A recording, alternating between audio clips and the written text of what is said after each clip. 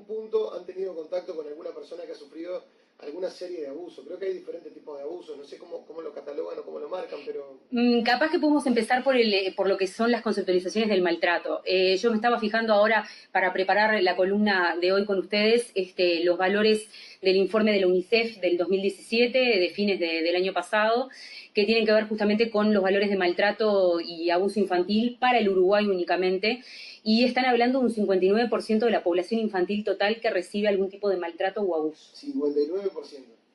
Desde menores, o sea, diríamos, esta franja va especialmente con menores de 5 años. Estamos hablando de bebés de 0 años de edad a 5 años, una población totalmente damnificada y deteriorada por el tema del maltrato y abuso.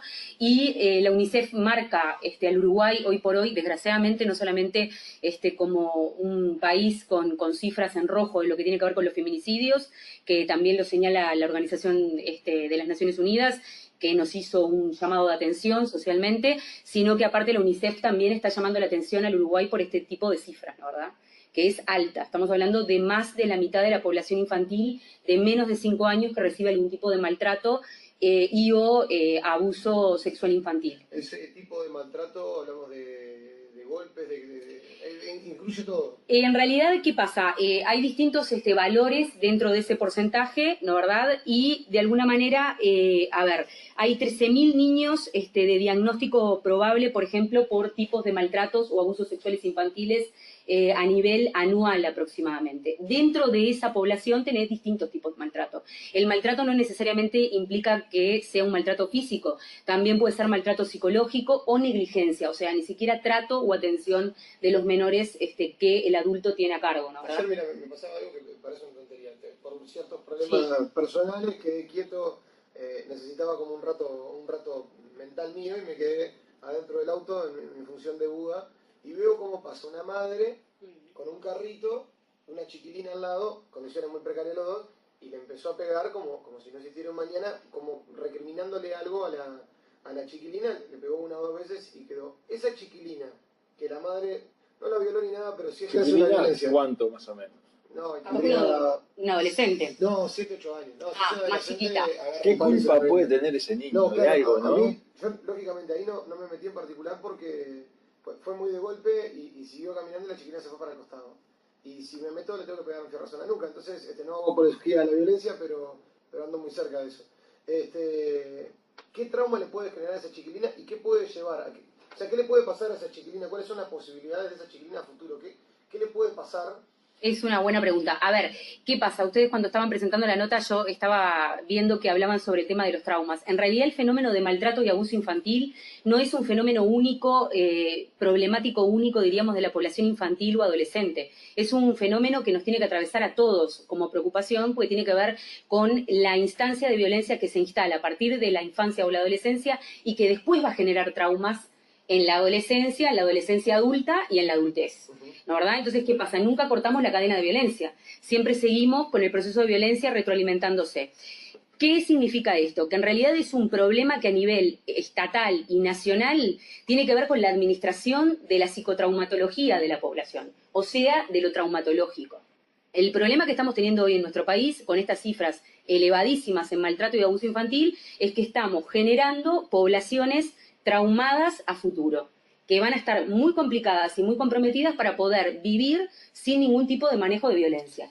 La violencia es un fenómeno que nos atraviesa a todos, ¿no, verdad? Pero digo, estamos comprometidos en este sentido, ¿no, verdad? Hablamos de violencia y hablamos de las nuevas generaciones, o sea, futuras generaciones que van a vivir traumas y que van a pasar por eso en la medida que sea consecuente los hechos de violencia. Ahora, ¿qué posibilidades existen de que esa misma niña que, por ejemplo, habla Yanek, de que fue golpeada por su madre, casi que brutalmente, salvajemente golpeada, sea un calco de lo que es la madre a futuro? O sea, cuando ella tenga a su familia, sus hijos, pueda adquirir el mismo comportamiento, porque ya de chica lo viene absorbiendo como que es algo natural, la naturalización de la violencia. Te contesto con una cifra de este observatorio de la UNICEF. El 60% de las madres de adolescentes que sufren violencia hoy y que la padecen, sufrieron ellas violencia doméstica o de algún tipo de violencia o maltrato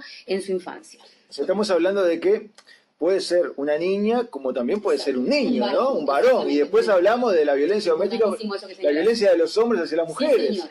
A ver, diríamos, los varones son los que reciben 3 veces más violencia y maltrato que la población femenina desde la infancia y la adolescencia, lo cual está marcando esto que está señalando y que claramente después es un catalizador a futuro para que el varón sea un reproductor de la violencia sobre la mujer. O sea, se podría decir que básicamente a raíz de todo esto, las generaciones anteriores no generaron los traumas de ahora. De alguna manera, a ver, estaba viendo también otros, perdonen que les doy los valores, pero me parece que es interesante porque la población lo entiende más gráficamente.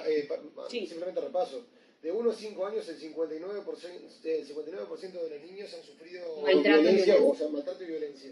Y el 60% de las madres o padres sufrieron también El 60% de las mamás de hijos que hoy padecen violencia sufrieron violencia transgeneracional en las generaciones anteriores. Porque es algo que viene de nosotros. O sea, Exactamente. venimos así, listo. Te lo resumo en otro valor más. De 10 uruguayos, 7 hemos sufrido algún tipo de violencia o maltrato en nuestra infancia. Lo cual es comprometido porque si no hay un seguimiento de esa población adulta, después es lo que vos viste en el auto el otro día. Pero es la mamá que vuelve a reproducir. ¿Y cómo haces para...? Yo quiero cortar la cadena. ¿Cómo hago? Yo tengo, por ejemplo, yo de chico tenía un trauma... Intervención. Entonces, mi padre lo que hacía, ponerle se enojaba, y esto no es nada por mi padre. Mi padre se enojaba y le pegaba una pared y se iba. O sea, se iba y... Violencia heteroagresiva, Sí, violencia o sea, sobre objetos. Sí, tenía ese fetiche, yo qué sé. Y después de grande yo me di cuenta de que en cierta forma me pasaba algo similar. Yo me enojaba y me quería agarrar, me quería patear una silla. Después dije, mi padre es un boludo, o sea, bueno, sigue siendo, ahora no lo hace, pero es un boludo, entonces no tengo que hacer esto. Y, bueno, me lo Bueno, saqué. pero a ver, hay algo que es muy básico. Eso fue una pavada, ¿no? No, a ver, sí, igualmente son indicadores, a ver, y que nos atraviesan a todos. Hay algo que es muy básico y que es muy importante también tener en cuenta. ¿Cuándo surge la violencia? Cuando se instala el malestar. Si yo no puedo poner el malestar en palabras y no puedo hablar de lo que me molesta y lo que me genera malestar, evidentemente voy a, de alguna manera, responder con una conducta violenta. Nosotros no se olviden que tenemos un basamento sumamente fisiológico y animal. Eso nosotros no lo perdimos. Entonces, ¿qué pasa? Sí, somos seres civilizados, diríamos, el ser humano tiene el elemento civilizatorio arriba, etcétera, etcétera. Pero cuando existe el malestar, si yo el malestar no lo puedo poner en palabras, aparece la violencia. Y el uruguayo tiene un problema que es el no hablar. Y ustedes claramente lo saben, diariamente se dan contra eso, que a su vez muchas veces se representa a través del elemento de la hipocresía o del silencio o del silenciar o el del secreto. Esto es algo que culturalmente y antropológicamente nosotros nos tenemos que sacar de adentro porque es muy importante poner en palabras el malestar. El uruguayo es muy de esto de, bueno, me callo la boca, lo aguanto, lo sostengo, y en el caso de la parte neuropsicológica y fisiológica del varón, es más comprometido porque el varón es más explosivo que la mujer. Va a reaccionar más fuerte. Va a reaccionar más fuerte o va a pasar lo que sucedía con tu papá, de la necesidad de poder exponer esa furia que tenía, del malestar que tenía, que no lo podía poner en palabras, a través de un acto físico. ¿Tá? También hay otra observación importante que hacer para pensar entre todos, porque en realidad buscamos todos golpear a la población más indefensa y a la que menos se defiende, que es la infantil. Porque fíjate que estos valores que yo les di recién, del 59% de niños menores, diríamos, de 5 años que sufren situaciones de violencia, es bastante comprometido, porque está hablando de alguna manera de un, entre comillas, ¿no, verdad?, victimario, que es del ámbito cotidiano y familiar, que elige la población más indefensa para poder volcar toda su furia y su ira, ¿no, verdad? ¿Qué puedo hacer contra un tipo de esto? Primero hablamos de violencia física, después nos metemos Son preguntas muy amplias. Sí, no, pero está bárbaro. Hay varios mensajes. Está muy Tengo 37 años y me acuerdo como ahora la paliza que me daba mi padre por pisas brutales. Esto me arraigó ataques de pánico. No hay profesionales para paliar estas situaciones. Yo sufrí violencia, fui violenta. Hoy por hoy estoy tratando de salir adelante. Tuve ayuda psicológica, pero porque luché para conseguirla. Hoy hay otras que no tienen la misma suerte y bueno, no hay profesionales, según lo que dicen, nos cobran mucho dinero. Ale nos pone la violencia física es terrible, pero hay muchos niños que sufren violencia psicológica y es peor. Sí, claro. Es porque pueden, porque nadie defiende, nadie escucha y demás sobre estos temas, ¿no? A ver, con respecto a esta participante que te habla sobre el tema de los ataques de pánico. El ataque de pánico es una respuesta sintomática, consecuencia de un ataque de violencia tanto psicológica como física, que tiene que ver con el pánicos, o sea, el terror o el miedo, diríamos, frente a que algo te aceche o que algo, diríamos, te haga correr inclusive riesgo de vida. Pero hay gente que le pasa de grande, ¿no? Que tiene una Exacto. somatización, no sé si está bien la palabra, Sí. yo lo escuché al doctor de la mañana que dice Una psicosomatización. eso, que lo dice a cada rato, pero bueno, te termina afectando más de grande. Te puede afectar más de grande. Es que ese es el tema. La violencia, en realidad, ¿qué pasa? Nos afecta durante toda la vida. Si nosotros la recibimos en la infancia, claramente nos va a afectar durante la vida. Por eso yo les planteaba lo de la importancia de poder trabajar con el trauma. Que en realidad el uruguayo lo que hace es, bueno, yo estoy relativamente bien, lo sigo soportando, lo sigo aguantando y sigo para adelante. Pero por algún lado, esa energía de malestar va a reventar. Y cuando revienta, va a reventar en problemas de violencia de género, problemas de violencia doméstica, en situaciones extremas que, a ver, tienen sus antecedentes en esta historia de violencia familiar. O sea, nosotros poblacionalmente somos de familias muy violentas. También tenemos, diríamos, lo que recibimos de nuestros linajes españoles y italianos, ¿verdad? Hay un elemento cultural que también hay que analizar. Pero es una sociedad bastante violenta a nivel de sus núcleos familiares. ¿No sabes que tenemos baja autoestima? Eso yo Claro, lo noto, bueno, pero esto está directamente conectado a eso. Claro, lo veo muy de afuera y de Claro. repente se puede ver. Claro que sí. O las mujeres o los hombres que como que bajonean rápido, claro. como que no hay constancia. Como La que baja autoestima tiene que ver con el haberse sentido atacado por alguien que supuestamente te tiene que haber protegido. Cuando vos sos chiquito y de alguna manera el que te tiene que cuidar y proteger no lo hace, evidentemente vas a tener baja autoestima, malestar. Se ve, por ejemplo, en los CAIF, los chiquitos que muerden o le pegan a otros. Ya ese es un indicador para las maestras preescolares de interpretar, a ver, y de intervenir en esa familia, saber qué es lo que está pasando. Si muerden o... Si muerden, si pegan, si tienen berrinches que no se sabe y no se explican por qué, que puede pasar también, porque digo, evolutivamente los chiquitos hacen esas cosas, pero digo, cuando hay un elemento de morder o agredir a otros, evidentemente hay una conducta de copiado o de emulación de lo que están viviendo y están soportando en el núcleo familiar. Lo repiten y lo vuelven para afuera. ¿De Perdón. emulado o de protección para sí mismo como un caparazón de me siento atacado y reacciono Claro, ante me eso siento en una situación de ataque. por lo que traigo de antes? Me siento en una situación de ataque continua, ¿no? Que eso también Ahora, aparece. Lo que decía Yane, Sí. que eso de sentirse menos, o sea, menospreciado, de sentirse menos que los demás, viene por un lado también de lo que es, o sea, si bien la violencia es amplia, ¿no? La que uno vive, que pueden haber distintos factores de violencia o distintos tipos de violencia, puede ser también que te hagan sentir así, con esa violencia psicológica en tu propia casa, Claro ¿no? que De sí. no servir para nada, Claro que sos un sí, la inútil, desvalorización. ¿no? Claro. La desvalorización que no solamente, como decís tú, tiene que ser de hecho, sino que también puede existir a través de la negligencia, que es otro tipo de maltrato. O sea, de no atender al niño, de dejarlo totalmente negligente y totalmente sin valor del uso de sus derechos, diríamos, como ser humano. O sea, el ataque en síntesis, para hablarlo en términos criollos, de la dignidad del ser humano. En realidad nosotros tenemos un derecho universal que es a ser felices y al ser dignos de nuestra propia existencia por existir ya.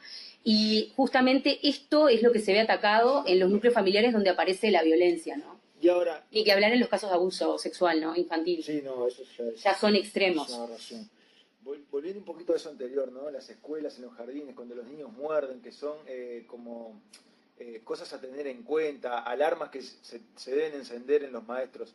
Los maestros y los educadores iniciales son realmente bien preparados, o sea, son preparados en esa materia como para decir, ustedes son educadores iniciales, si hay algún problema de violencia familiar en el que el niño, por ejemplo, muerde, es algo a tener en cuenta y a comunicar enseguida y a comunicar, no sé, o algún asistente social o el Ministerio de Desarrollo, no sé a quién es que se... Nosotros como psicólogos y como trabajadores de la salud somos promotores de salud y eso es una responsabilidad nuestra desde nuestra disciplina de abrir el espectro para que toda la población que tiene que ver con educadores, con educadores iniciales, con maestras de jardinera, estén sensibilizadas al respecto.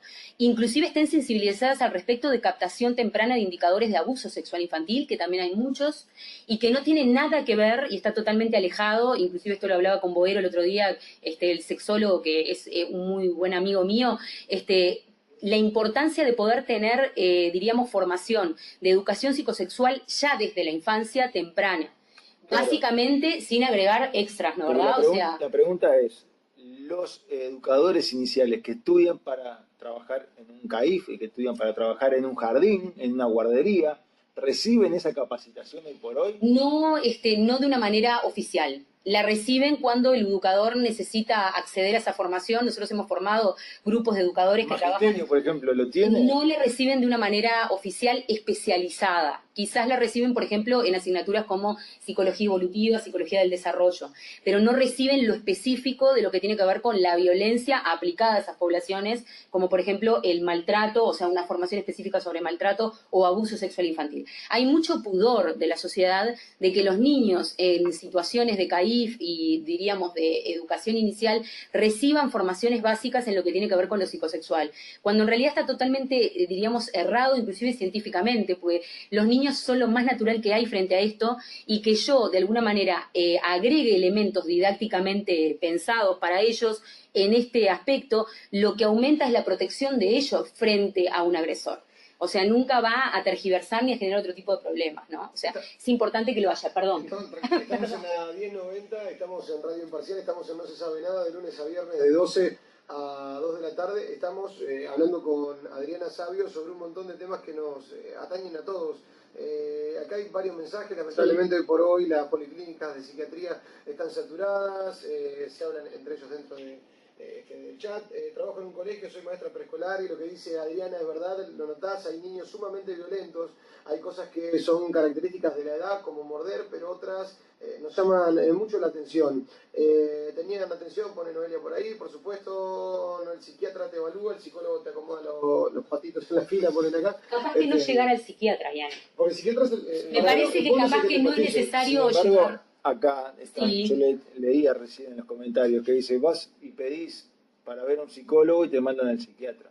En la misma sociedad. En la sociedad, puede ser que en algunas sociedades, en el ámbito público, en lo que es ámbito de policlínica, hay atención psicológica de pasaje directo de médico general a la atención psicológica. Yo trabajé muchos años en la zona de Casaballe y Marconi y se trabajaba con esa línea. Pero ¿qué quiero decir con esto? Que quizás sea interesante también poder empezar a pensar de no llegar como una primera instancia, una APS, una atención primaria, a el contacto con el psiquiatra. En los casos de estas maestras y estas señoras que estaban planteando la situación, que trabajan con poblaciones infantiles, también es muy importante y muy reconstituyente los grupos, por ejemplo. Los grupos que se pueden realizar en centros, en SOCAT, en centros regionales del ámbito comunitario, en centros regionales de lo que tiene que ver con lo barrial, que hablen sobre la temática. O sea, no necesariamente tenemos que llegar a la, diríamos, lógica médica del psiquiatra en primera instancia. Hay muchísimos mensajes, pues la verdad son muchos por diferentes lados. Te hago una pregunta corta para después meternos en un tema que a mí me parece medular y es importante, es el tema de las violaciones. Sí. Y sobre todo lo que conlleva y cómo se puede tratar de por lo menos ver qué le está pasando a mi hijo, en el caso que lo tenga, o el hijo de cada uno. Pero te pregunto algo que ahora está pasando mucho y lamentablemente, positivamente, se tiene que trabajar más para vivir. Y eso termina generando de que a nuestro hijo, yo no lo tengo, repito, pero sí me pongo en posición de que ya lo quiero tener. Estoy haciendo los trámites. Pero yo me imagino, claro, yo tengo 5 trabajos, estoy muy poco en mi casa. La presencia. Que yo esté poco en mi casa y que me parezca también, porque lógicamente tiene que trabajar también, ¿le puede generar algún conflicto, algún problema a mi hijo? Y aparte después te enrabo con otra pregunta más.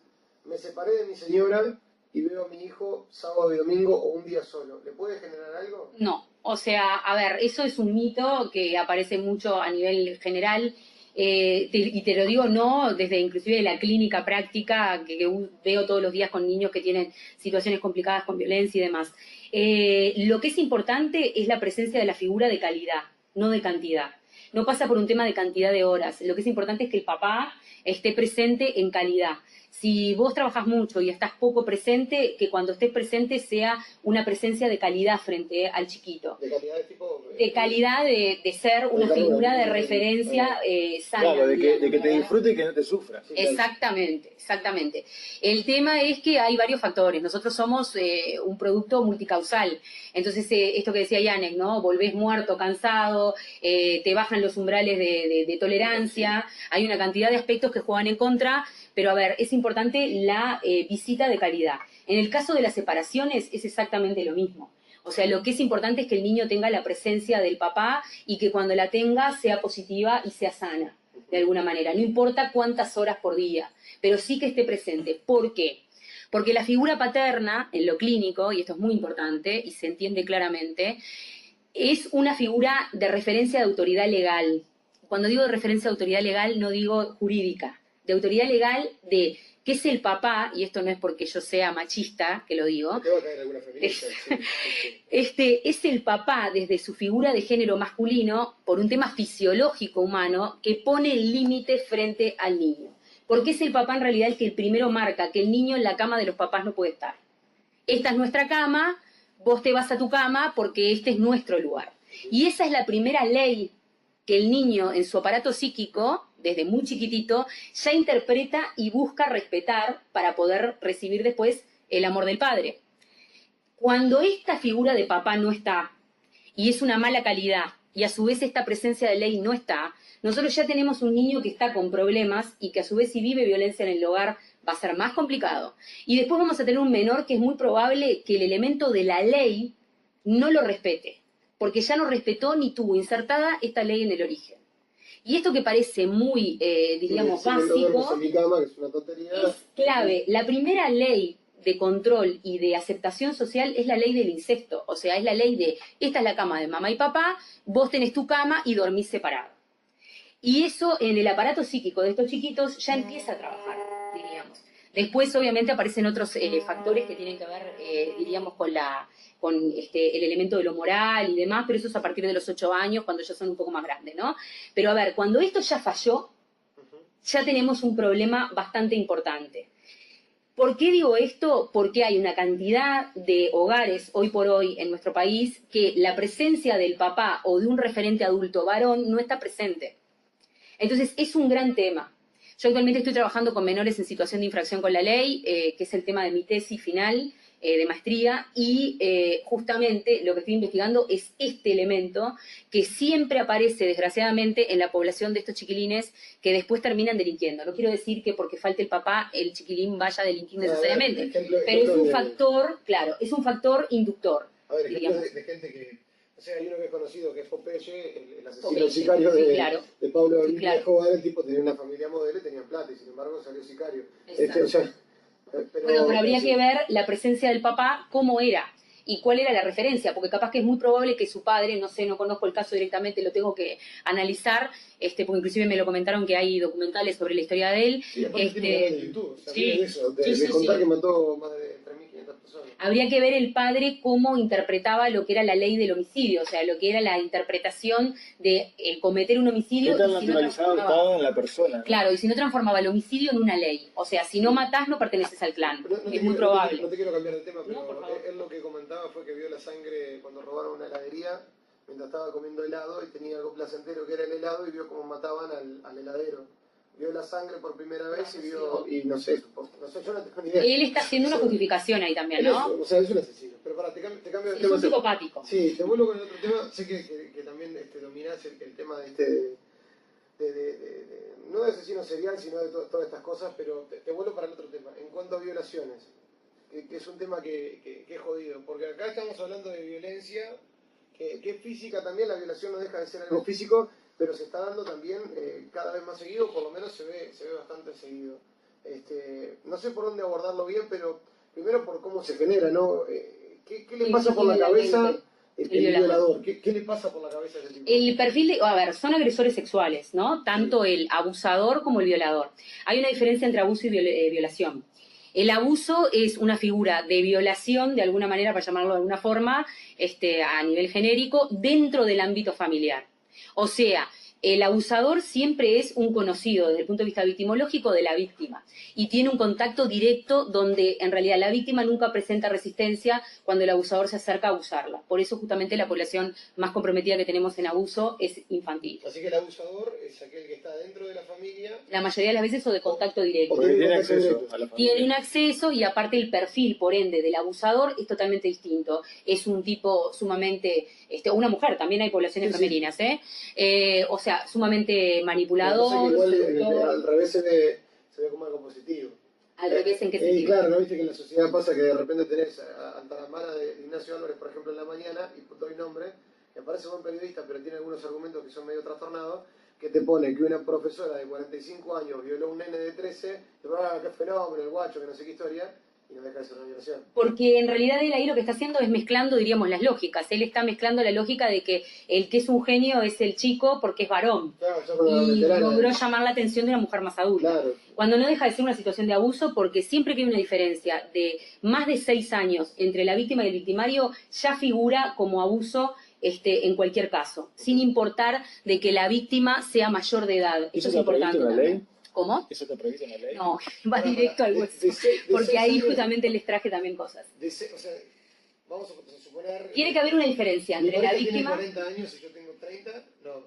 A ver, tiene que haber una diferencia de más de 6 años entre la víctima y el victimario, sin importar que sea mayor de edad la víctima. Claro, siempre y cuando la persona lo quiere, eso está claro. Exacto, Claro, ahora sí, exactamente. Pero es un detalle importante porque también hay casos de abuso donde en realidad se ha constatado de gurises de, yo qué sé, La misma edad. claro, de la misma edad o inclusive, diríamos, más grandes de 15 y 16 años que han sido también muy manipulados muchas veces, por ejemplo, por mujeres de muchísima más edad. Y eso no deja de ser un abuso. También figura Claro, como abuso. A ver, podemos hablar, no sé, de una relación de una persona de 24 años, un hombre de 24 años, con una relación con una chiquilina de 16, Exacto. 17 años. El punto en el abuso es que, diríamos, el abusador puede manipular a las ganas de él, como quiere, psicológica y físicamente, a la víctima. Y por eso se marca la diferencia entre la víctima y el victimario. O sea, un abusador adulto, como decías tú, con una menor, por ejemplo, claramente constata un abuso. Si no es dentro del ámbito privado, ya va a constatar lo que se llama una violación. ¿Por qué? Porque el victimario no se acerca, diríamos, por contacto de conocimiento y demás a la víctima, sino que en realidad no la conoce y la violenta directamente. La diferencia entre abuso y violación es que en la violación lo que hay presente es el ejercicio de la fuerza para someter a la víctima y ejercer, diríamos, el ataque sexual. Con respecto al abuso, en el abuso, el abusador, y esto es lo más perverso del abuso infantil y adolescente, accede libremente a la víctima y la víctima la mayoría de las veces lo habilita, porque son niños y adolescentes y son totalmente manipulados. Incluso por el termina habiendo abusador. como vínculo. cierta, a ver, Claro. un vínculo afectivo que también arraiga a la familia de la víctima. Totalmente. ¿Cómo totalmente. saco el perfil de este tipo, de esta persona? ¿Hay una forma de sacar un perfil? Porque yo veo que hay casos de hermanos, hay casos de tíos, Hay de todo. hay casos de primos, hay de abuelos, Pero te contesto algo más con del chofer respecto de Uber, del chofer del taxi. a esto que estás Sí. planteando que él señalaba de la ley. Sí. Nosotros eso a nivel iba. de la ley estamos recomprometidos.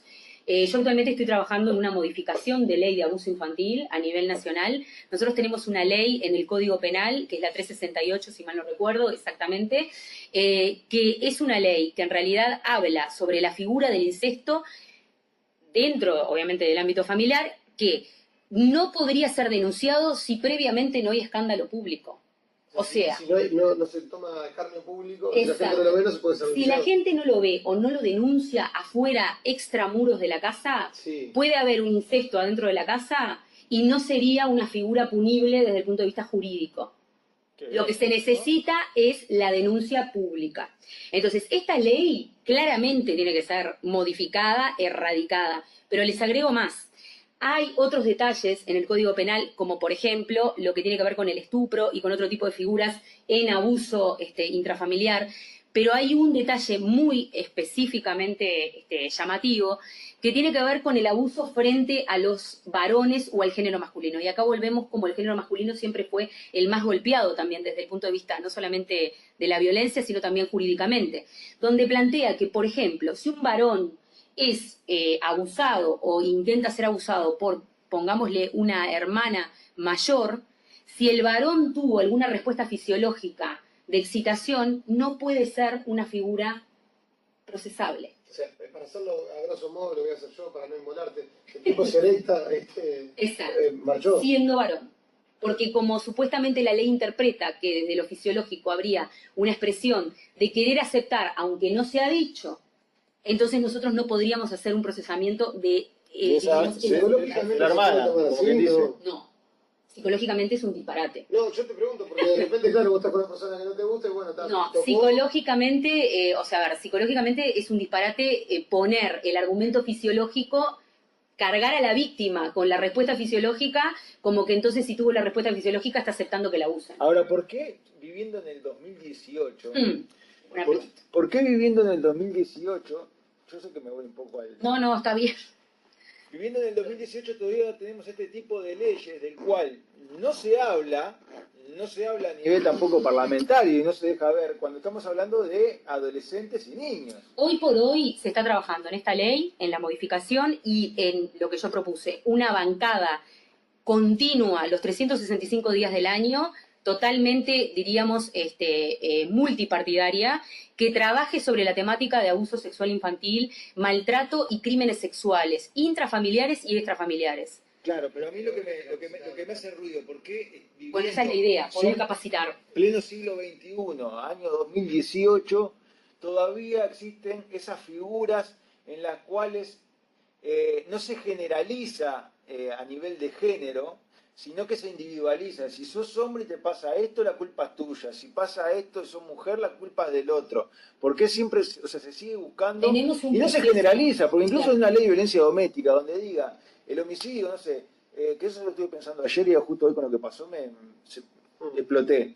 En una ley de violencia doméstica, el homicidio por violencia doméstica, no importa si es de madre a hijo, si es de padre a mujer, si es de padre a hija, si es de abuela a nieto. ¿Por qué seguimos identificando siempre por sexo y no generalizamos por género? Porque tenemos un proceso jurídico que necesita muchísima renovación, esto lo habrán escuchado mucho, y es bastante prehistórico actualmente. Pero a su vez, te agrego algo más, no lo quiero seguir indignando, porque en realidad son temas que generan mucha indignación. El tema no soy yo, el tema es que está del otro lado. Generan mucha indignación y mucha impotencia y hay que trabajar con eso. Soluciones, me pasa, no necesito ninguna ley. A ver, te agrego algo más. Tenemos otro problema extra que tiene que ver con las causales de abuso sexual infantil, por ejemplo, y de adolescentes, que es la prueba. En realidad se pide en el, diríamos, 99% de los casos con lo que yo trabajo, la prueba física, cuando en realidad la prueba psicológica y de daño, que era lo que estábamos hablando al principio de la nota, es lo que tiene que empezar a tener más peso de alguna manera, o el mismo peso que la prueba física. Porque en muchísimos casos no hay una intervención inmediata, donde capaz que la mamá o el papá puede llevar al menor a una puerta de entrada en el Pereira o a donde sea para constatar los hechos forenses médicos. Entonces, que lo psicológico sea tomado en cuenta y que lo psiquiátrico de trauma generado por la situación también a la misma altura como prueba desde el punto de vista jurídico. Yo creo que eso haría justicia a una cantidad de casos, ¿no, verdad? Sí, bueno, siguen mensajes cayendo en nuestras cuentas de Facebook, mensajes que llegan a la radio, estamos en la 1090, son las 1:25 en toda la República Oriental del Uruguay, estás en No se sabe nada. En mi caso, fui abusada, pero no llegó a violación. Por suerte logré escaparme, fue un compañero de trabajo de mi viejo en un asado. Se lo conté con lujo de detalles a mi madre cuando llegamos a casa, pero como ella también fue abusada por su abuelo de chica, el miedo la paralizó y no hizo nada. Ahí claramente, está lo transgeneracional presente, ¿no? La mamá se mantuvo en una posición neutra porque ella también lo sufrió y quizás seguramente, pobre, la señora no pudo expresarlo, como capaz que esta hija sí logró expresarlo cuando lo vivió y lo sufrió. También hay algo importante, separar la diferencia, o mejor dicho, la no diferencia que tiene que ver con los tipos de abuso. No necesariamente tiene que haber presente, y este es otro mito que circula, la penetración para que sea constatado un abuso o una violación. Específicamente en el caso de la violación es diferente un poco, pero en el caso de abuso puede constatar abuso y puede configurar abuso y no necesariamente estar la penetración. También está el tema del froteurismo, de frotarse las partes sexuales con un menor, de manipularlo, de hacerle ver pornografía, que es algo que se está viendo actualmente en muchos casos de pericia con los que yo trabajo, diversos aspectos que hacen a la manipulación de la que hablábamos al principio, que configuran el abuso y no necesariamente interviene una penetración. Esto es claro porque la población a veces dice, bueno, pero a ver, no hubo penetración, entonces por consiguiente no configura un abuso. Eso es totalmente errado. Configura un abuso igual porque en realidad ya hay una marca, un sello, que el abusador le pone en el aparato psíquico a la víctima. Hay una violentación. Hay una violentación y hay un sacarle la pureza al niño o al adolescente. Ya se le roba la infancia en ese tipo de circunstancias, porque desgraciadamente funciona así a nivel psicológico, y después necesariamente hay que hacer una recuperación. La transacción del abusador o del violador a nivel psicológico, vos me lo preguntabas esto hace un rato, ¿cuál es? La siguiente: yo te cambio mi desgracia por tu felicidad. Yo te robo la felicidad. Te robo de alguna manera la felicidad. Y esto que parece una frase armada, en realidad funciona clínicamente de esa manera. El abusador sexual es, diríamos, un gran frustrado frente a la vida. Entonces le llama mucho la atención, justamente, y por eso se pueden preguntar por qué siempre la mayoría de las poblaciones son infantiles o juveniles, la pureza o la alegría de vivir de la población infantil. Porque esa alegría no la vivió, no la pudo tener, entonces la necesidad de perpetuar eso hace que se instale, diríamos, la figura abusiva en este tipo de aparatos psíquicos. Por supuesto que cuando estamos hablando de abusadores estamos hablando de perversos, de sujetos que están muy comprometidos psicológicamente, que disfrutan, diríamos, con este maltrato, y si me lo preguntan a nivel, les diría, social, en realidad lo que estamos hablando es de sujetos que presentan como esta característica de moralizar a su víctima a través del ejercicio de la agresión sexual violenta. Cuando uno hace entrevistas a violadores o abusadores, se encuentra con, principalmente en violadores, con esta expresión: yo la violé porque se lo merecía, y porque en realidad yo interpreto que violando instalo mi lógica moral. Esto es... Tipo, sí. Sí, En tuve... estas cosas yo te admiro. Bueno, pero hay un tema de género ahí también. Lo que dice Marta Acosta acá. Sí, no sé si lo comparto Bueno, no me sale. yo fui abusada. Esta es fuerte, si hay chiquilines alrededor, es bueno que el programa de hoy no lo escuchen, pero o que por lo menos hablen. Fui abusada, me hacía besarle el miembro, besarle el miembro, mi padre y yo A mi padre. Yo le decía a mi madre y ella le contaba y él me mataba a palo. Yo le rogaba con 7 años que no me dejara sola con él. Exacto. Los monstruos no solamente están en los cuentos, ¿no? O sea, los monstruos existen en la vida real, y lo importante en el caso de Marta es poder reconstruir. Cuando nosotros... ¿Pero cómo reconstruirse eso? Porque tiene se reconstruye. Para la gente que está del otro lado, que está escuchando en la radio, que esto están leyendo cualquier cosa, no, entra a mi Facebook, Diana Musica, de No Se Sabe Nada, después posiblemente en el de Adriana, puedes entrar en cualquiera de las redes sociales, claro, y vas a encontrar estos comentarios ahí abajo. Y claro, son desgarradores porque a mí inclusive me pasaba que una muchacha, cuando se dio todo esto de Goyeneche, que un poco más la voy a buscar por las declaraciones que hizo, está normal, me pasa lo siguiente: una muchacha me llamó con 70 años y yo le contaba hace un rato y todavía tenía un trauma cuando la habían violado a los 10. Exacto. ¿Cómo hace? Porque ya no es un tema de que lo perdonás, es un tema que vos tenés que vivir con eso. Exacto. Bueno, a ver, ¿qué pasa? ¿Qué hacer frente a estos casos? O el caso que compartió, por suerte, Marta, porque digo, lo puede compartir y lo puede poner en palabras, y eso ya es un acto de valentía enorme, que está hablando de su capacidad de reconstrucción también. La víctima siempre tiene una capacidad de reconstrucción. Pase lo que le pase, siempre hay un resto en la víctima. Esto es fuerte lo que estoy diciendo, pero victimológicamente ya se sabe, y es así, en la clínica también, de poder reconstruir el daño que nos generó el victimario en caso de haber sido atacados con esta característica, ¿no verdad? Lo primero y principal es no agarrarse del elemento jurídico únicamente, porque acá hay todo un tema. Cuando se hacen estas denuncias, o cuando se instala estas situaciones de denuncia frente a un abuso que fue reciente, en el caso de un menor con una mamá, por ejemplo, o en el caso, por ejemplo, de una persona adulta que quiera denunciar un abuso antiguo, ¿tá? La víctima la mayoría de las veces se aferra a que la justicia le va a devolver una respuesta. Esto es lo primero que yo les aclaro a mis consultantes cuando trabajamos con el tema de las pericias en este tipo de circunstancias. Eso no es cierto, es falso. La lógica jurídica, exactamente, no devuelve la cantidad de elementos que necesita para sentirse completo de vuelta a la víctima.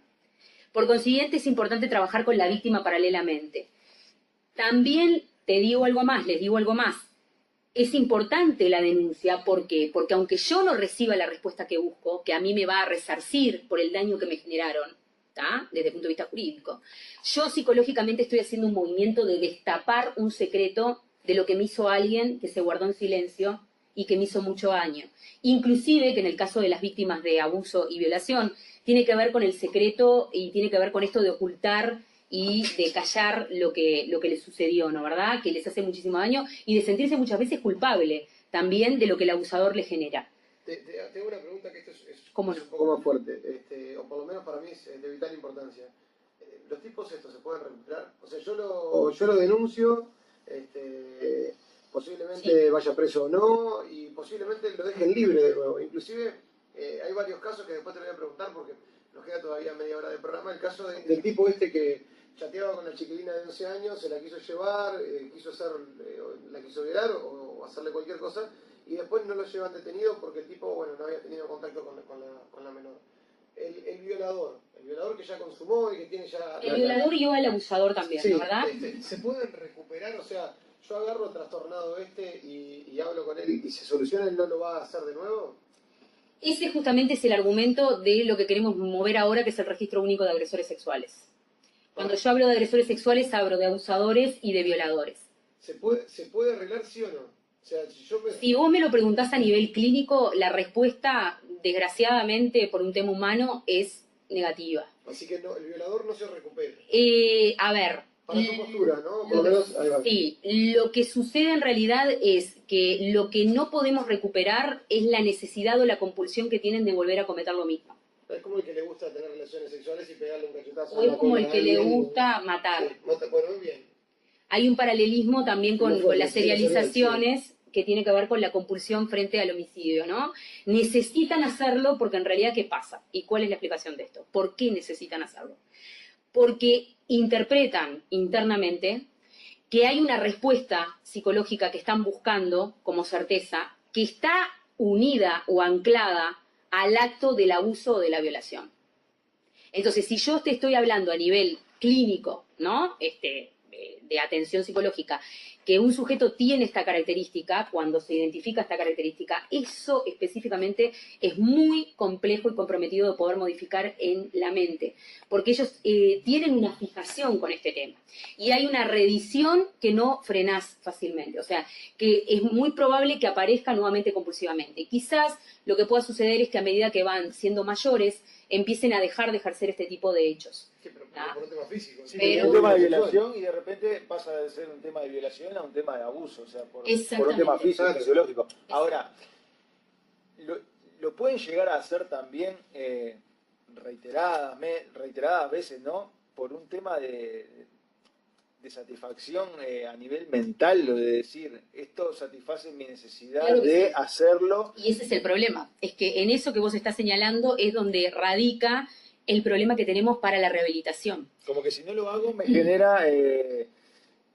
una falta de algo. Claro, como si no fumara hace 15, 20 días, una abstinencia. Una abstinencia psíquica, claro que sí. Y eso te puede llevar incluso, si teniendo una abstinencia, te puede llevar a hacerlo incluso con una mayor agresividad a la hora de hacerlo por esa necesidad que de sentir necesiten más satisfacción. niveles de violencia para poder satisfacer más, diríamos, la adicción a la compulsión, es probable. Lo que sucede en estos sujetos es que es muy complicado modificar este elemento a nivel psicológico de su aparato psíquico, pero a su vez, a ver, ¿qué sucede? ¿Cómo podés trabajarlo clínicamente? O sea, ¿cómo podés dominar esa compulsión? Porque el tipo, desde el punto de vista moral, sabe perfectamente bien la diferencia entre el bien y el mal. Y él sabe que lo que está haciendo y lo que está generando y lo que está instalando en el menor es totalmente execrable, totalmente aberrante, pero no le interesa. Entonces, acá es cuando entramos en el plano psicológico clínico en lo que tiene que ver con los trastornos de personalidad, ¿no? Ya son trastornos de personalidad muy graves, muy comprometidos, donde en realidad no les importa absolutamente nada, sí saben la diferencia entre el bien y el mal, y de ahí la necesidad del procesamiento desde el punto de vista jurídico, porque no estamos frente a un débil mental que no sabe qué es lo que está haciendo. Saben perfectamente bien lo que están cometiendo y lo siguen haciendo. O sea, aparece este elemento que tú señalabas de como una pseudoadicción o compulsión a volver otra vez a hacerlo. Entonces, ¿qué se puede hacer?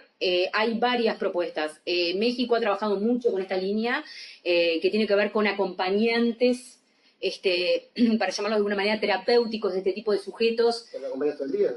Y ese es el punto. O sea, yo no puedo transformarme en un policía de una persona para que todo el día tenga un control que a su vez yo tenga que funcionar como el yo moral de ese sujeto porque a él le falla. Que sería lo máximo, porque hoy en Uruguay básicamente que hay por violencia doméstica tenemos un policía por víctima. Ahora Exacto. tenemos Que 400 policías afectados a este tipo Que de... no es la Te vuelvo Como lleva una mochila, ¿no? Exacto, te no, y aparte no tiene... voy para atrás. Voy para el comienzo y después seguimos, Sí. que te quiero preguntar del caso ¿Cómo no? del tipo que hablaba por mensaje. Estamos en la 1090 de lunes a viernes, estamos de 12 a 2 de la tarde con No se sabe nada. El abusador, el que pega, el hombre violento o la mujer violenta en cuanto a que se está pasando ahora el caso concreto del abuso o el maltrato, del feminicidio y esas cosas. ¿Ese tipo es recuperable? Ese tipo capaz que, como vos me preguntás, si toda... O sea, a ver, si no cayó en extremos máximos... El tipo que le pega a la mujer, digo. Ya no vamos con el que mata, vamos primero con el que le pega, con el golpeador. Lo que pasa es que es un tema de adicciones. Es un tema del cerebro adicto. A ver, la violencia está en nuestro cerebro. Si nosotros estamos acostumbrados a recibir esa dosis, nos transformamos en adictos a eso y lo reproducimos. Después, como consecuencias, hay escalas de los disparates que pueden llegar a ser con esa violencia. Pero, a ver, capaz que con varones que tengan la intención, y acá está la clave, si tienen la intención de recuperarse, capaz que se puede trabajar para atenuar y poder controlar más, o por lo menos que el varón o la mujer que ejerce violencia sea consciente cuando lo está ejerciendo y lo frene. Es casi como hablar de adicciones Sí. en general, ¿no? Sí, sea la droga, sea el alcohol, Y te el diría que a juego. nivel neuropsicológico, la mente del trastorno de personalidad funciona muy similar a la mente del adicto, pero muy parecido. Lo que pasa que, a ver, son adictos de conductas, no son adictos de sustancias. El adicto en realidad lo que hace es sustituir su necesidad por una sustancia. Estos sujetos lo que sustituyen es su necesidad mental, neuro, por una conducta. ¿Tá? Y esto es un elemento importante, digo, porque, a ver, podés hacer un paralelismo entre este tipo de dos poblaciones y hay mucho que ver. Y les digo algo más. La palabra adicto viene del griego y quiere decir addictum, la persona que no dice algo. ¿Se acuerdan cuando empezamos la nota que yo les dije, la violencia desaparece cuando uno pone el malestar en palabras? Sí. Tiene que ver con lo mismo, tanto en el caso de violentos o violentas, con el caso de adictos. El problema está en no poder expresar algo tan simple, pero tan complejo para todos nosotros, el malestar que sufrimos en palabras. Si yo no lo expreso, revienta muchas veces por otro tipo de actos o por otro tipo de hechos. En el caso del adicto a la sustancia, va a consumir más. En el caso del violento o la violenta, lo que va a ser consumir más conductas de estas características. Ahora, hay algo que es muy importante, ¿no? Tengo dos preguntas para hacer. Háganme todas las que quieran porque yo vieron que empiezo La a primera hablar de esto es, y no... Hablábamos Sí. del adicto y del violento, o del abusador, o del violador, y manifestabas recién que el adicto depende de un cuerpo externo para la adicción, ¿no? Exacto. Ahora, el Sí, de violento, la sustancia. de la sustancia, que en realidad es un cuerpo externo, Sí, ¿no? sí, perfecto. A la persona. Un agente externo. Claro. Ahí está. Ahora, el violento, el abusador, el violador, es más complicado porque ya es algo netamente interno, que ya está dentro de uno mismo, ¿no? Exacto. Incluso para poder encontrar alguna sintomatología, porque, por ejemplo, el Para poder violento, detectar. claro, cuando hablamos de violencia doméstica hablamos de una persona que del núcleo, o sea, de la puerta para afuera, es una persona que generalmente es encantadora, que se hace querer muchísimo por las personas y no demuestra lo que realmente es a la hora de ser violento. Todo cambia cuando es de la puerta para adentro y ahí se manifiestan Exacto. ese tipo de conductas agresivas que llevan después a otros desenlaces. Es mucho más difícil poder tratar o poder captar ciertas conductas de lo que es la persona violenta o abusadora con el que es adicto. Está bien. El adicto en realidad quizás es fácilmente más perceptible en niveles más elevados de adicción, ¿no? Ya cuando el adicto está muy tomado por el elemento de la adicción, es más fácilmente perceptible a la vista general. Lo que vos señalás es muy interesante, porque en realidad sí, en los casos de maltratadores y abusadores es difícil porque es intramuro, y porque en realidad tiene que ver con lo privado. Acá el problema que tenemos es que es justamente un crimen sexual privado, entre comillas, que sucede en lo interno y que es muy difícil de percibir en el afuera. De hecho, bueno, hay un film que es muy interesante, que es casi documental, que tiene que ver con el abuso infantil argentino, que se llama La Mala Verdad, que lo pueden encontrar en YouTube, que yo muchas veces a mis alumnos se lo mando, donde aparece justamente esto, la figura del abusador, que se trata de un abuelo, es un sujeto sumamente encantador, ese abuelo que todos querríamos tener, sumamente, diríamos, conquistador para hablar y demás. ¿Es una película? No. Es una película, La Mala Verdad, muy interesante y muy educativa también, donde en realidad nos encontramos a la psicóloga de la institución que trabaja, diríamos, con el caso de esta chiquita que está siendo abusada por este abuelo, y donde aparece justamente una instancia donde este abuelo, que es, diríamos, un ejemplo para esa escuela, se acerca, cuando esta psicóloga ya empieza a apretar más frente a la situación para poder hacer la denuncia por el abuso de la menor, a la psicóloga para intimarla. Y es ahí donde aparece toda esta cuestión más salvaje, diríamos, del abusador y el maltratador, que cotidianamente no lo va a mostrar. Vos no lo vas a ver fácilmente. Si estás entrenado para poder captarlo, para poder periciarlo, sí lo vas a poder captar, capaz que en la forma de hablar, en la manera de expresarse y demás. Tampoco esto es un tema para que todo el mundo se vuelva paranoico y vea... Hay un mensaje que pone, Sí. O sea, hay muchísimos mensajes, pero... Contesto no todos. No es que trate de filtrar, pero... No, pero yo después, si quieren, con mucho gusto respondo. Adrián, una pregunta. Quería saber, aparte de detectar un abuso, ¿cómo detectar un abusador? O por lo menos tener un... O sea, hay algo que te queda en el cuerpo. No sé, yo estudié comunicaciones y en comunicaciones había una materia que no servía para mucho, pero, o sea, sirve para mucho, pero hay cosas que no tienen mucho sentido, que es comunicación no verbal. Entonces, cuando yo estoy hablando, Textual. claro, cuando yo estoy hablando con alguien y lo veo que está así, con el brazo cruzado, digo, bueno, no se está sintiendo tan cómodo como se tendría que sentir. Y de repente el tipo está súper cómodo y esa es su postura. En No esto, sé, en creo que lo paragestual es clave. claro, pero en cuanto al abusador, ¿qué tiene? ¿Tiene que tener algún patrón o alguna forma? A ver, primero que yo siempre digo lo siguiente, la figura del abusador, para responder un poco a la pregunta que hicieron, la figura del abusador tiene que estar siempre conectada de manera directa a un contexto determinado. Porque hay muchas personas que pueden ser seductoras, agradables, y no quiere decir que por eso sea un indicador de que sean abusadores, ni potenciales abusadores.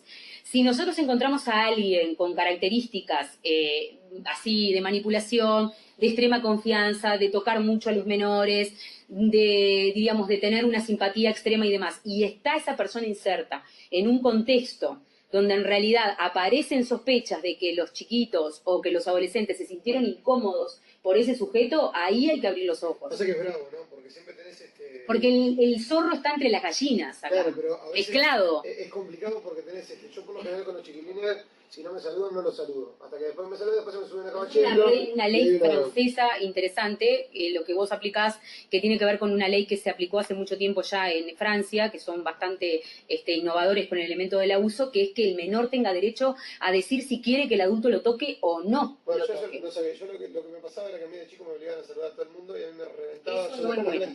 Entonces, Eso no es bueno. Yo a los chiquilines no los saludo. O sea, le digo hola, si me quieres saludar, te saludo. Si me querés dar un abrazo, te doy un abrazo. Después me pasa que se me suben a caballito, somos amigos, está todo bárbaro. Pero siempre y cuando el chiquilín quiera. Pero tú respetás los derechos del niño y no lo infantilizás. Claro, Nosotros venimos de una crianza donde la mamá o el papá te decía, ay no, pero saludá a Menganito, andá y saludalo que Menganito te quiere, sentate arriba de la upa de Menganito.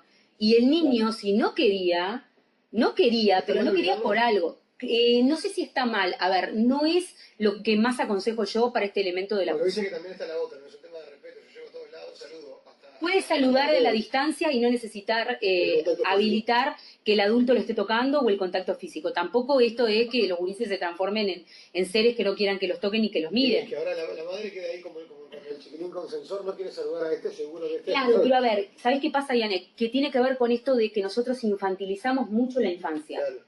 El niño es un niño, pero también tiene su conocimiento inconsciente. Por algo interpreta que a ese adulto no quiere acercarse. O sea, el niño, y esto es lo que nosotros como adultos tenemos que empezar a tomar en cuenta. Por eso los que trabajamos con esto somos medios como niños grandes, porque en realidad tenemos como esta sensibilidad más para los chiquitos, ¿no? O sea, el niño tiene un conocimiento infantil que no por el hecho de no ser adulto, no sabe dónde está el peligro. El niño interpreta inconscientemente dónde está el peligro. Nosotros a veces sentimos como adultos donde hay peligro sin saber a dónde vamos. Te hago una pregunta, sé que Rodrigo tiene un montón para hacerte. En el caso concreto del tipo que habla con la muchacha de 11 años, se escriben por Facebook, el tipo quería juntarse con esta niña de 11 años, sí. Y bueno, viene la policía, lo captura, después al loco lo dejan suelto.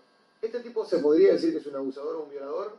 El tipo, ese sujeto ya tiene una predisposición a recibir o sentir placer por manipular y tener acceso, diríamos, con fines sexuales con una menor. O sea que ya hay una predisposición. Habría que encontrarlo y tenerlo acá, ¿no? Exacto. A ver, la justicia, claro, no puede hacer más. A ver, yo entiendo la indignación de todos, es clara, pero digo, a ver, lo captan, lo observan, lo aperciben y después vuelve otra vez a soltarse. En el registro de agresores sexuales que estamos moviendo, justamente tiene que ver con este elemento, tiene que ver con que las tentativas también estén registradas. ¿La ley ya la presentaste? Estamos en ese tema porque en realidad ya fue presentada hace mucho tiempo y en realidad lo que se está buscando es poder reflotarla a nivel de esta bancada que se busca que sea interpartidaria, porque digo yo por lo menos considero que el tema de abuso y de maltrato es un tema de derechos universales y, o sea, es horizontalizado totalmente. La idea es poder ponerlo en esta bancada y hacerlo y transformarlo en un tema de agenda continua, ¿no? Constante, con apertura continua de estas temáticas. El registro, por eso justamente, porque la psicología forense y de perfilación tiene que trabajar para la política y la justicia en ese sentido, para poder protegernos mejor como población, tendría que contemplar, según lo que yo interpreto desde mi ciencia, que no solamente se registren sujetos que ya se constató atentado violento al pudor, que también es una figura que tiene que estar, sino también abusos y violaciones, sino también las tentativas. Porque las tentativas son importantes, porque de hecho nos van a estar dando una clave del sujeto. No solamente porque pueda a futuro cometer un acto que tenga que ver con abuso o violación, sino que también es un sujeto que ya desde lo sexual nos está mostrando que es violento. Por consiguiente va a ser violento cotidianamente. Y es muy probable que pueda participar más fácilmente en situaciones de feminicidios o felicidios, de matar hijos, etcétera. Entonces, esto tiene que estar registrado. El gran tema que tenemos con este registro, ¿cuál es? Es cómo se maneja esa información. Porque el gran problema que tenemos acá es que nosotros no funcionamos como otros países socialmente. Bueno, y ahí está el gran tema. Ahí está el gran tema. Puede ser un violador. Claro, incluso un colegio mañana puede acceder a ese registro y ver, este tipo, a ver, tengo un profesor o una profesora que me vino a pedir trabajo, no sé, en clase de matemáticas. Bueno, yo les doy esta primicia. La idea, en realidad, que hoy por hoy estamos manejando como más cabal frente a este fenómeno que están señalando ustedes tal cual, es justamente que, a ver, haya un registro semipúblico, que no sea totalmente habilitado de manera masiva, sino que instituciones educativas, instituciones, lugares que tengan contacto con menores y poblaciones de menores y adolescentes tengan el acceso con determinada clave interna. Y esto también implica todo un programa informático que va a haber que diseñar, que no es fácil de montar. Y después la confianza de la gente, ¿no? Porque vos perfectamente me podés pasar tu clave y yo entro. Exactamente. Y acá justamente es donde nos encontramos con el gran problema de vuelta, vieron, otra vez volvemos a nuestros defectitos como cultura, ¿no? Como sociedad. Te escucho, ¿querías hacer una pregunta? Sí, porque no sé si escuchaste el programa de ayer y nosotros junto con Yanek, Claudio Chávez, que es el que... ¿El que estuvo Gustavo Zubiano? No, el de ayer, Claudio Chávez, que es el que redactó el proyecto de reforma constitucional que vamos a estar impulsando junto a Yannick y el resto del equipo que estamos formando, donde habla de, donde se pide que para los violadores se aplique la cadena perpetua. La prisión perpetua. La prisión perpetua, o sea, la cadena perpetua. O sea, esto va a rozar de alguna manera, más allá o más acá, con esto que estás hablando tú. Sí, claro. Que incluso igual la perpetua está. Hasta podría ser manera, ¿no? Complementario, ¿no? Una cosa con la otra. Totalmente. A ver, estoy de acuerdo, lo que pasa que entiendo todos las pericias por las que habrán tenido que atravesar para poder llegar a todo este pensamiento, ¿no? Porque la perpetua es todo un tema. La perpetua desde el punto de vista jurídico, constitucional, en realidad a los hechos no está nombrada tal cual perpetua, pero nosotros somos, diríamos, un Estado con perpetua, con la figura. Lo que pasa es que en realidad no se aplica totalmente. Y acá hay un elemento que le sumo, que seguramente va a ser importante poder conectar pensamientos en esta línea, que tiene que ver con que estos sujetos, y acá es el aporte desde lo psicológico forense, funcionan muy bien en el ámbito carcelario. Este tipo de sujetos con esta personalidad manipuladora funciona excelentemente bien adentro del ámbito. Manipulan al resto de los presos que tienen... Totalmente. Y de hecho organizan actividades adentro de la cárcel. ¿Y qué es lo que sucede? Como la ley para ellos funciona igual de aplicación como a cualquier otro tipo de reo, con cualquier otro tipo de motivo de procesamiento, hay atenuantes, que es lo que Gustavo Subía, el fiscal, el otro día justamente hablábamos de este tema, hay atenuantes que los, diríamos, incluyen también a ellos. Entonces, ¿qué pasa? Yo entro a la cárcel por esta causal, funciono bárbaro, la cárcel a mí psicológicamente o desde lo clínico me contiene, porque en realidad así funciona en la cabeza de estos sujetos, me da una contención, me da un apoyo, estoy en un grupo, respondo mejor y el sistema jurídico me saca años y salgo antes y a su vez tengo salidas transitorias. Sí, pero en el proyecto eso queda refutado. Castración química y dejarlo libre nada más. ¿La castración química sirve para algo? Tenemos pocos minutos. La castración química en realidad es más un resarcir para la sociedad que vea que se le hace un acto químico de, entre comillas, flagelación al violador que otra cosa. ¿Por qué respondo esto? Porque estamos todos en la misma, todos queremos justicia frente a este tipo de casos.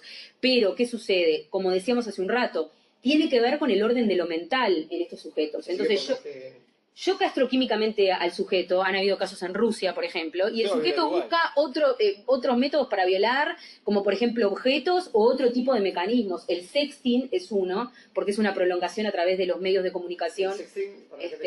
El sexting es justamente la manipulación a través de chats con menores de edad la mayoría de las veces, donde en realidad lo que pasa es que se las insta que tengan un contacto con esa persona, se les sacan determinadas fotos en determinadas circunstancias y después se las manipula y se les genera terrorismo psicológico de que si no siguen haciendo determinadas cosas o se prostituyen, se les va a mostrar las fotos y demás. Hay también films suecos sobre el sexting, que son muy interesantes para poder conocer de qué se trata. Que en realidad tiene un poco que ver con el caso que me nombraban. Químicamente se le puede realizar una modificación al sujeto, pero eso no va a adulterar. Ahora lobotomía en cualquier momento te No, claro, pasa que incluso hace muchos años no es operativo. Se dieron un par de casos donde la persona no violó físicamente, o sea, no utilizó su cuerpo para violar a la persona, pero sí utilizó objeto, como por ser un palo de coba que terminó siendo un empalamiento después a la larga. Sí. O sea, no te va... No te da garantía de que no vaya a pasar. O sea. No, porque aparte el sujeto, con esto que hablábamos hace un rato con ustedes, de la compulsión, va a buscar compulsivamente tener otro tipo de acceso, diríamos, a la víctima, aunque no tenga miembro, aunque lo amputen, aunque lo castren químicamente. Porque acá el problema es, la perversión está en su aparato psíquico. Y ese es el gran problema que tenemos. La lobotomía tampoco es operativa, genera otro tipo de consecuencias, responde un poco a lo que estábamos hablando, inclusive está analizado científicamente que puede adulterar otro tipo de conductas y generar conductas inclusive más violentas de otro tipo de características. Ya te tengo que despedir. Rodrigo tiene la última, lo más corto que se pueda. Hablamos mucho del violador y el abusador, de la víctima. ¿Cómo se sigue? De la víctima, a ver, sin importar, 3 segundos, sin importar la edad que tenga la víctima y sin importar hace cuánto tiempo que le pasó lo que le pasó, el seguimiento es con un proceso de acompañamiento en un espacio terapéutico, claramente. También es muy importante que la víctima, si ya después está más recuperada, se pueda unir a algún grupo de trabajo y que pueda ayudar a otras víctimas o potenciales víctimas. Esto también es muy sanador desde el punto de vista clínico para este tipo de poblaciones. Y claramente expresar lo que le sucedió como primer paso, poder ponerlo en palabras y acordarse algo en 3 segundos que se los resumo, que es muy importante. La posición de víctima no es buena para nadie.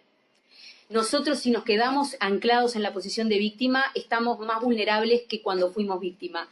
Por consiguiente, lo que es importante es el rescate de la víctima y el sobreviviente. La víctima se tiene que transformar necesariamente en un sobreviviente frente a la situación, y de ahí lo que yo te comentaba de poder ayudar después a otros que estén pasando por la misma circunstancia. muy bien, la verdad, da para hablar horas sobre estos temas. La psicóloga Adriana Sabio Corvino, así la buscan en Facebook, si la Sí. quieren agregar por ahí, si no está en el chat.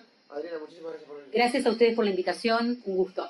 Señores, nosotros nos reencontramos la semana que viene porque mañana nos tomamos libre y pasado también, así que de lunes a viernes de 12 a 2 de la tarde, como siempre, No se sabe nada, con Rodrigo Codesal, con quien les habla Yannick Music, y cuando quiera con Sebastián Rubino. Señores, nos reencontramos la próxima con Bruno en Controles. Mucha suerte.